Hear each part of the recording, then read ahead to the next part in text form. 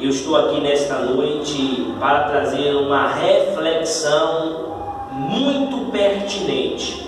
Haja vista, nós estamos vivendo dentro de um período eleitoral, estamos em uma época em que o povo brasileiro irá exercer a sua cidadania por meio do voto. Então, partindo desse pressuposto, dessa circunstância, eu quero trazer uma reflexão concernente ao cristão e à política. É apenas uma palavra breve. E aqui, como texto base, eu quero deixar aqui em Filipenses capítulo 3, versículo 20, que está escrito assim: mas a nossa cidadania está no céu, de onde também esperamos o Salvador, o Senhor Jesus Cristo.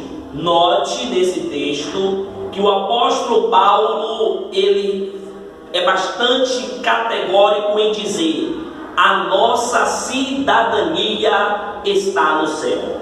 Veja, o fato de nós sermos cidadãos do céu não nos isenta de sermos cidadãos da terra.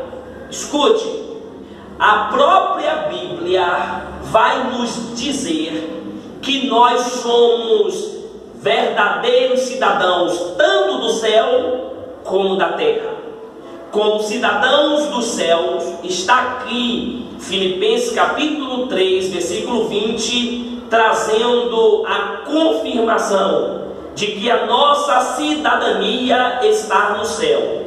Agora escute, como cidadãos do céu, não significa que devemos deixar de exercer a nossa cidadania da terra.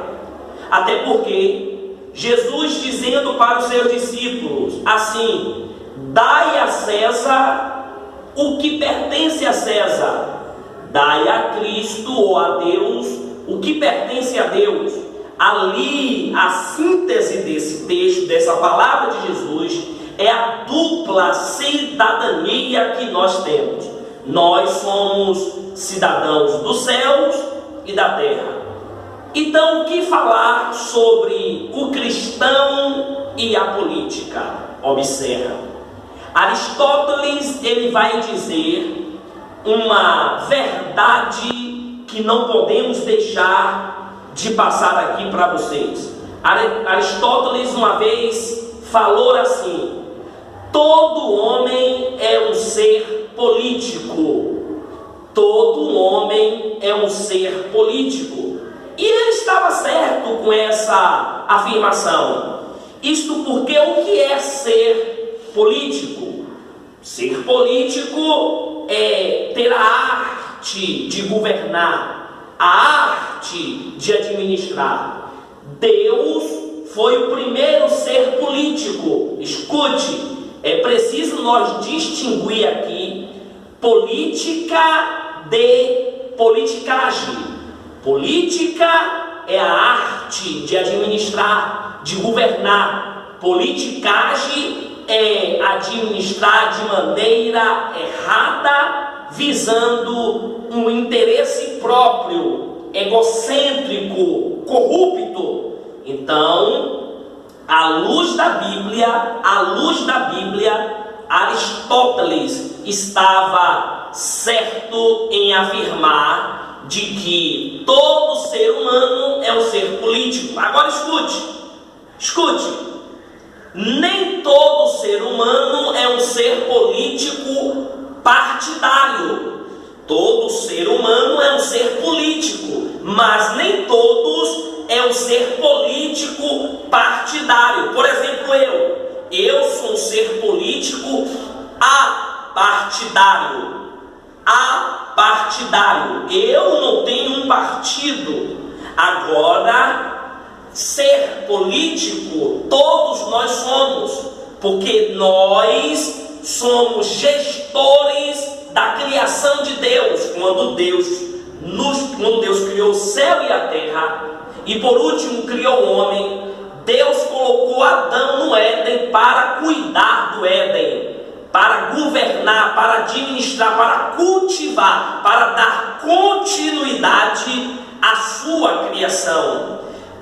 Portanto, todos nós somos ser político, porque temos a ordem dada por Deus de sermos gestores desta criação. Isso é a arte de governar.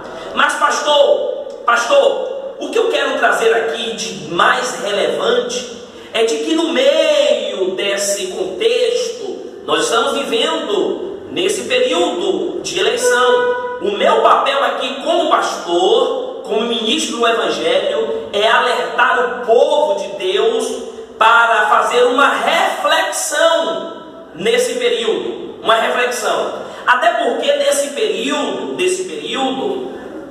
de eleição, surge alguns chavões errados. Os cristãos, nós como cristãos, ou todo ser humano brasileiro, sobretudo, está tão decepcionado com os políticos, porque muitos deles têm enchido o seu bolso com dinheiro público, roubando erário público, e com isso muitos brasileiros têm se decepcionado. Mas o erro não justifica outro. Até porque à luz da Bíblia, Romanos capítulo 13 fala que foi Deus quem constituiu a autoridade. As autoridades foram constituídas por Deus para quê? Para cumprir dois propósitos: coibir o mal e promover o bem. As autoridades constituídas por Deus é ministro de Deus. Está lá em Romanos capítulo 13 que Deus foi quem constituiu a autoridade para ser ministro dele, a fim de promover o bem e coibir o mal. Quando o Estado, a autoridade, descumpre esse propósito, a igreja, por ser sal e luz da terra e consciência do Estado, deve alertar as autoridades a voltar ao seu chamado, à sua vocação, pelo qual foi constituída por Deus, que é coibir o mal e promover o bem. Então, as autoridades é constituída por Deus, e Deus não tem nada a ver, Deus não se compactua com o erro, Ele pune, Ele disciplina. Então, eu não posso pegar um caso isolado e demonizar as autoridades, demonizar a política, até porque política é a arte de governar, e as autoridades foram constituídas por Deus. Mas pastor, qual é o grande erro que muitos têm cometido? O meu papel aqui como pastor nesta noite é alertar em uma palavra breve, porque esse vídeo é um vídeo gravado de maneira breve, para você entender e refletir sobre esse período de eleição. Escute, eu quero dizer aqui que a igreja, nós como igreja, somos igreja. A igreja, ela pode ser organização e organismo. A igreja, ela é uma organização, porque ela é uma instituição, ela é uma organização. Foi Deus que instituiu a igreja. Mas a igreja também é um organismo, porque nós somos membros do corpo místico de Cristo. Então a igreja, como organização, é uma instituição. Mas a igreja também é um organismo, porque nós somos membros do corpo místico de Cristo. Por que eu estou falando isso? Porque nesse período de eleição, a igreja como organismo, como instituição, comete dois erros. O primeiro erro que a igreja como organização comete nesse período de eleição é fazer da igreja, a organização, um curral eleitoral e do púlpito um palanque para pronúncio político. À luz da Bíblia, Neemias 8 vai dizer que o púlpito, o altar do Senhor, foi estabelecido para que a palavra fosse pronunciada.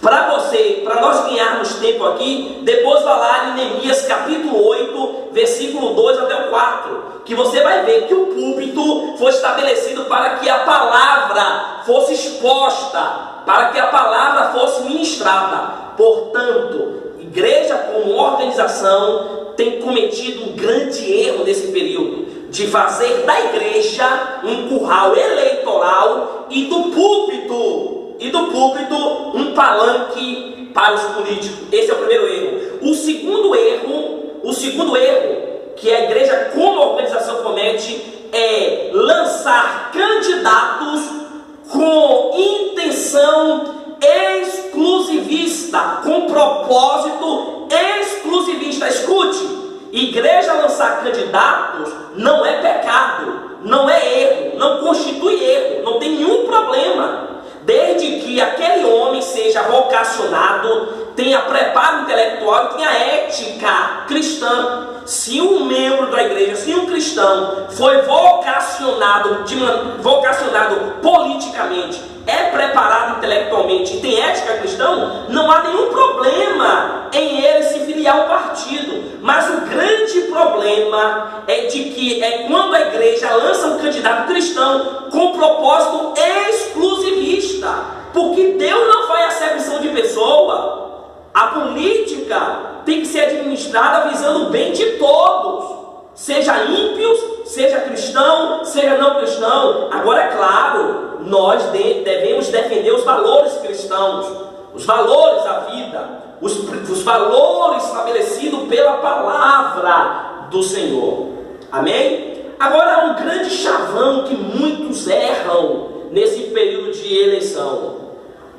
Muitos vão dizer que o cristão não pode ser político porque a política corrompe o homem.